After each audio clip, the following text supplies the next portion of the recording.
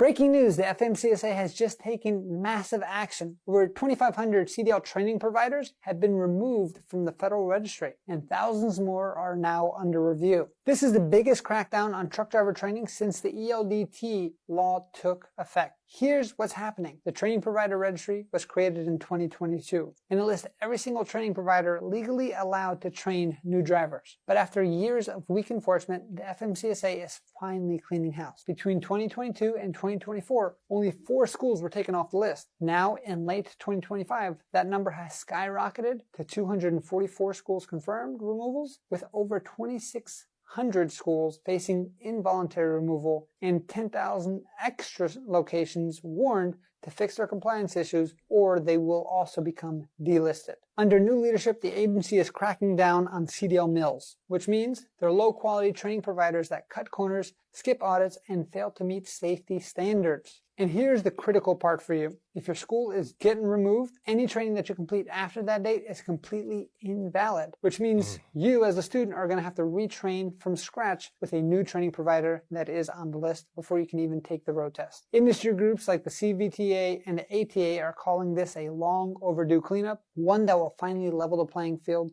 for legitimate schools. Finally, we got some people that's doing something and making the industry better. This is long overdue for trucking. Trucking needs this ASAP. This is the reason why we got a lot of terrible drivers on the road. It's because we got terrible schools. Terrible drivers come from terrible schools. If the schools ain't teaching you the right things, then how you going to be a successful trucker? This is one of the things I always talk about. Education, education, education. CDL schools are terrible. They teach you a whole lot of nothing because they don't care. I'm not saying all. There's some that care. But there's a lot that just don't care. There's a lot that just take your money. And they get paid thousands, 5, 6, 7, 8. I've heard some people pay $10K for CDL schools. It's a lick. It's just to own a CDL schools. How do you think a lot of these illegal immigrants are able to get CDL schools? Because they go to the same CDL schools that they own people own. Don't have to worry about speaking English. And they just run through it and get a fake certificate to be able to do a fake driving test and then be able to be on the road. And what happens sometimes, they take people out. It's because it starts at the schools. The schools are the ones that certify the people. So I'm glad that we got Sean Duffy in there saying, you know what, this is enough. We got to stop this. This is idiotic that we have this, that we have to worry about CDL schools going down and not teaching people the right things. But if you want to clean the industry and you want to make it better, you have to start at the beginning. CDL schools, education, learning how to drive a truck. But I think CDL schools need to be more. They need to be teaching more about the business as well. It needs to be a classroom component to it as well, not just driving. Because CDLs, getting your CDL and getting into the trucking business is more than just putting your foot on that gas pedal. So this is why, we have to have better schools. I feel like the schools will be getting better. I feel like they're going to be making this curriculum a lot better. I feel like they're going to be a lot stricter. But what's been happening is that there's a lot of things that's been happening. The reason why they got removed is because these CDL schools weren't uploading student training records. They weren't telling the FMCSA about the classroom hours or the behind the wheel hours. They were just doing nothing. They would just not upload any type of proof that that student was there. Only proof that the student had was a certificate from the school. They were also using unqualified instructors. For future, you must know that your instructor must have a valid CDL. Some schools were having CDL instructors with no CDL. How is that possible? How is that possible? It's because they don't care. Nobody's regulating it. Okay? How do you have an instructor that doesn't have a CDL? Okay, so then you're supposed to have at least 2 years of driving and you can't have no disqualifying violations. FMCSA found many schools using non-CDL instructors. One instructor teaching dozens of students at once. Instructors who never pass background checks. It tells you right there. The blind leading the blind. Classroom sizes, 1 instructor to 12. That's bad. You can't have that. How's a person supposed to learn with 11 other people for 1 instructor? You're not even getting enough training time. When I got my CDL, I found the right school. I found a small school where it's one-on-one training. And that's the reason why I passed on the first time. Because I got one-on-one training. It wasn't me with 1,000 people. It just didn't work. So this is why, but they do that is because they want you to spend as much time as possible in a smaller amount of space so they can make as much money off you as possible. They don't care if you pass. Some CDL schools will charge you every time that you fail to use their truck again, to take the test again.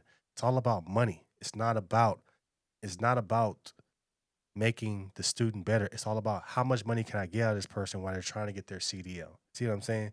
The FMCSA flag schools that promise guaranteed passing. We know we know what that means. That sold certifications without training. Submitted fake ELDT records, allow students to skip behind the wheel hours, bribe examiners of DMV workers, several big busts in New York, Illinois, California, Texas, and Florida. Got to get it right, man.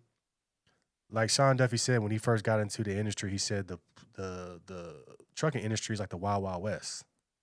But it starts at the bottom. Look, how do you go to the school that says you're going to guarantee for real? Don't worry about it. You have another school that says, you know what, just give us an extra 5 bands. We'll give you the certification and you're on your own.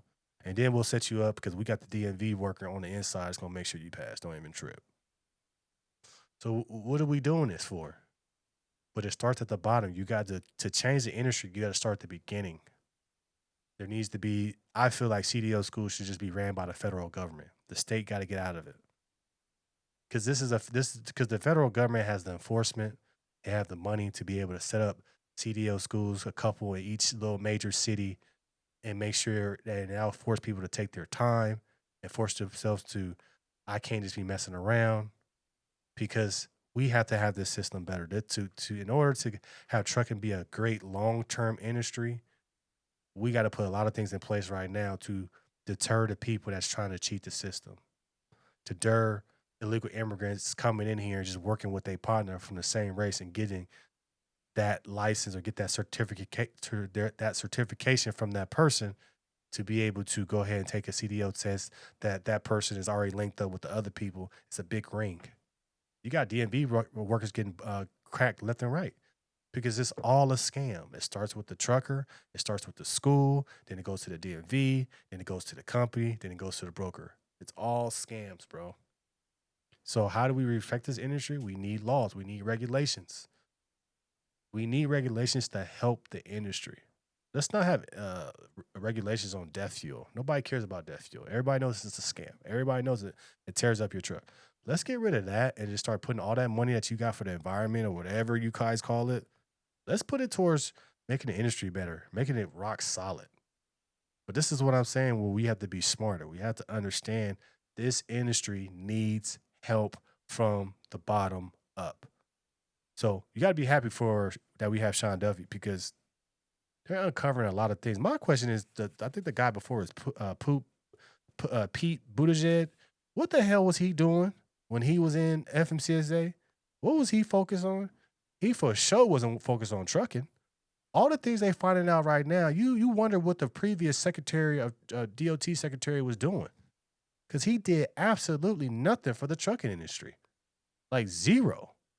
Like all these things that they're finding, it's not like it just happened overnight. This stuff been happening. People have been talking about this on social media. Bad CDL schools, illegal immigrants, trucking. Everybody's been talking about this for the past how many years? So what was Pete Buttigieg actually doing? What was he doing?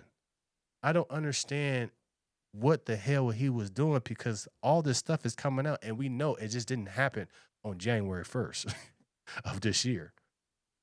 So this is why you have to understand who you voting for, bro. Are you voting for somebody for your industry? I don't care what you think about Trump. I don't care what you think about Republicans. That's on you if you don't like him, whatever. But if you're a trucker, though, you should be cheering for him. Because look what they're doing for trucking. They're doing so many things to make trucking better. Why would you be mad at that? Why would you say, oh, I don't like Trump, I don't like MAGA? But they putting money in your pocket and they getting rid of the scams. How is that wrong? Oh, because they're not giving you money or letting you do whatever you want to get scammed and get bent over like the last administration was? Y'all got to get y'all priorities right. You got to stop, being with your feelings. You got to start worrying about your pocket. I'm loyal to my money. Who am I making more money with? Who making sure the industry is getting cleaned up? I'm with them. I don't care. If it was the blue side that did the right thing, give them props. They took care of the industry. But if you are in trucking, man, how can you not say thank you for the administration that we got that's actually finding these things, but they doing something about it? How can you not say thank you?